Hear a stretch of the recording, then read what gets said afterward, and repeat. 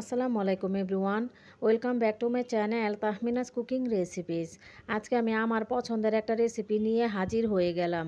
আজ তৈরি করে দেখাবো কাঁঠাল পাতা দিয়ে নরম তুলতুলে তালের কোন পিঠা। তালের অন্য সব পিঠাগুলোর মধ্যে আমার কাছে তালের এই কাঁঠাল পাতায় মোড়ানো পিঠাগুলো বেশ ভালো লাগে। এই পিঠাগুলো দেখতে একদম কোন আইসক্রিমের মতো এবং খেতে অনেকটা কেকের মতো মনে হয়।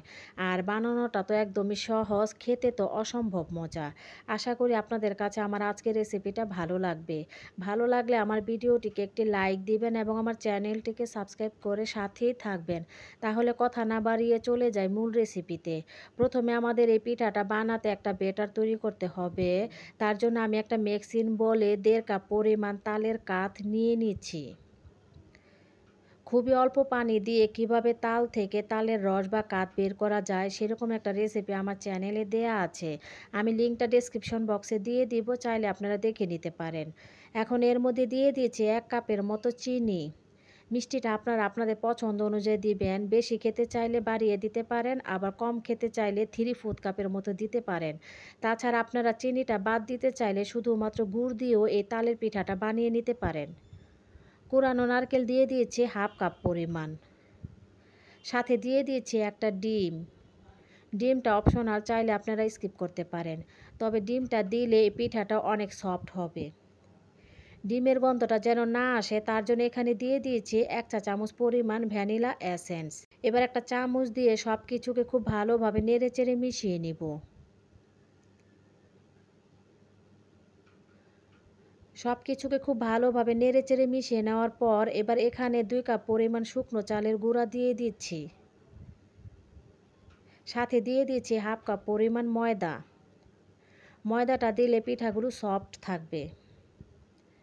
বেকিং পাউডার দিচ্ছি 1 চা চামচ পরিমাণ। সাথে 1/2 চা চামচ পরিমাণ লবণ দিয়ে দিচ্ছি। এবার খুব ভালোভাবে এই ব্যাটারটা নেড়েচেড়ে মিক্সড করে নিব। আপনারা যদি পিঠাটা পারফেক্টলিভাবে তৈরি করতে চান, সেক্ষেত্রে কিন্তু এই ব্যাটারটাও একদম পারফেক্টলিভাবে মিক্সড করা খুবই দরকার। তাই একটু সময় নিয়ে খুব ভালো করে ব্যাটারটা মিক্সড করে একটা স্মুথলি ব্যাটার তৈরি করতে হবে। যেহেতু আমার তালের কাঠে কোনো ধরনের এক্সট্রা পানি ছিল না, তাই চালের এই মিক্সটাও কিন্তু পারফেক্টলিভাবে মিক্সড হয় নাই। এজন্য এখানে আমি 1/2 কাপের মতো পানি অ্যাড করে দিচ্ছি। তবে আপনারা যদি তালের রস নেওয়ার সময় পানি ব্যবহার করে থাকেন, অথবা আপনাদের রসটাও যদি পাতলা হয়ে থাকে, সেক্ষেত্রে এখানে চালের গুঁড়ার মধ্যে পানি নাও লাগতে পারে, লাগলেও খুব কম পরিমাণ লাগবে। আমি তো 1/2 কাপ পরিমাণ পানি দিয়েছি, আপনারা পানির পরিবর্তে এখানে লিকুইড দুধটাও ব্যবহার করতে পারেন। তো আমার পিঠার ব্যাটারটাও মিক্সড করা হয়ে গিয়েছে। ব্যাটারটার কনসিস্টেন্সিটা খুব বেশি পাতলাও হবে না, আবার খুব বেশি ঘনও হবে না।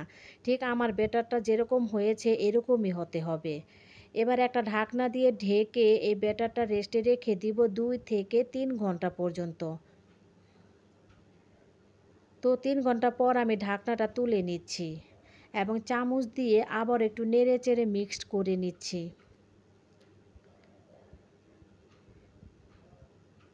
তো পিঠা তৈরি করার জন্য আমার ব্যাটারটা একদমই রেডি।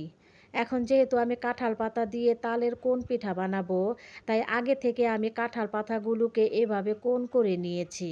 তবে আপনাদের দেখানোর জন্য বা আপনাদের সুবিধার জন্য আমি আরেকটা কাঁঠাল পাতার কোন তৈরি করে দেখাচ্ছি।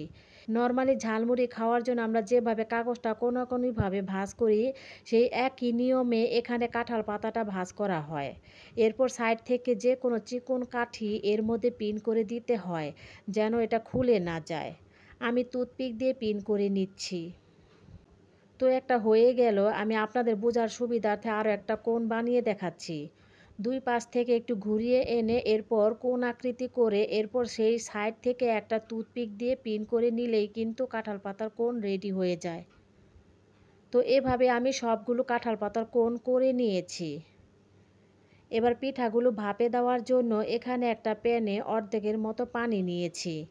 সেই পানির উপরে এরকম একটা স্ট্রেনার নিয়েছি।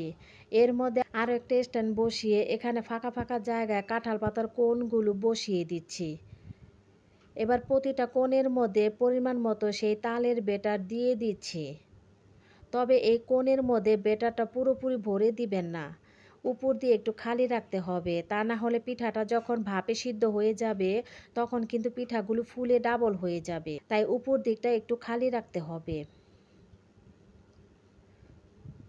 তো সবকটা কোণে ব্যাটার দেওয়ার পর এখন দেখার সৌন্দর্যের জন্য আমি উপর দিয়ে কোরানো নারকেল দিয়ে দিচ্ছি। আপনারা চাইলে এটা স্কিপ করতে পারেন। এবার এগুলোকে সিদ্ধ করতে চলে যাচ্ছি চুলায়। আগে থেকে পানিটা চুলায় দিয়ে বলকে নিচ্ছি। এবার এটার উপরে স্ট্যান্ডারটা বসিয়ে দিচ্ছি এবং একটা ঢাকনা দিয়ে ঢেকে এটাকে 15 মিনিটের মতো ভাপে সিদ্ধ করে নিচ্ছি। ঢাকনার যে একটা ছিদ্র আছে সেই ছিদ্রটাকেও টিস্যু দিয়ে বন্ধ করে দিয়েছি। তো ফিরে আসছি 15 মিনিট পর। 15 মিনিট পর চলে আসলাম, ঢাকনাটা সরিয়ে নিচ্ছি এবং একটা টুথপিক দিয়ে চেক করে দেখছি পিঠাগুলো ঠিক হয়েছে কিনা। টুথপিকটা ক্লিন এসেছে, তার মানে পিঠাগুলো হয়ে গিয়েছে। এবার পিঠাগুলো নামিয়ে নিচ্ছি। এখন আপনাদেরকে আরও একটা পদ্ধতি দেখিয়ে দিচ্ছি। পদ্ধতিটা হলো ফয়েল পেপার দিয়ে। আমি ফয়েল পেপারগুলো এরকম সাইজ করে কেটে নিয়েছি। এবার এই ফয়েল পেপারগুলো ঝালমুড়ে খাওয়ার জন্য যে কাগজটা আমরা কোনাকুনিভাবে ভাঁজ করে নেই সেরকম করে ভাঁজ করে নিচ্ছি। তবে এখানে কোনো কিছু পিন করতে হবে না, কারণ ফয়েল পেপার আপনি যেভাবে রাখতে চান সেভাবে কিন্তু থাকবে। তো এভাবে কোণ বানিয়ে এখন এর মধ্যে সেই যে তালের ব্যাটারটা আছে সেখান থেকে ব্যাটার নিয়ে এর মধ্যে দিয়ে দিচ্ছি। উপর দিয়ে কোরানো নারকেল দিয়ে দিচ্ছি এবং সেমভাবে সেই স্ট্যান্ডারে বসিয়ে চুলার পাতিলে বসিয়ে দিলাম। আগের মতো করে 15 মিনিট ভাপে সিদ্ধ করে নিলাম এবং টুথপিক দিয়েও চেক করে নিচ্ছি। এগুলো হয়ে গিয়েছে।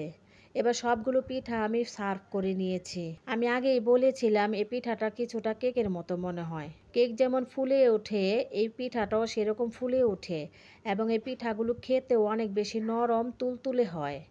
এভাবে আমি সবগুলো পিঠা বানিয়ে নিয়েছি। এবার একটা পিঠা আমি আপনাদেরকে খুলে দেখিয়ে দিচ্ছি কতটা পারফেক্ট হয়েছে। তো দেখেন ভিতরটা কতটা স্পঞ্জি এবং নরম তুলতুলে হয়েছে, একদম কেকের মতো লাগছে দেখতে। আমার কাছে সব তালের পিঠার মধ্যে এই পিঠাটা অনেক বেশি মজা লাগে। আপনাদের কাছে এই কাঁঠাল পাতা মুড়িয়ে তালের পিঠাটা কেমন লাগে তা অবশ্যই আমাকে কমেন্টস করে জানাবেন। ভালো লাগলে আমার ভিডিওটিকে একটি লাইক দিবেন এবং আমার চ্যানেলটিকে সাবস্ক্রাইব করে সাথেই থাকবেন। আজকের মতো এখানে বিদায় নিচ্ছি। ভালো থাকবেন সবাই। আল্লাহ হাফেজ।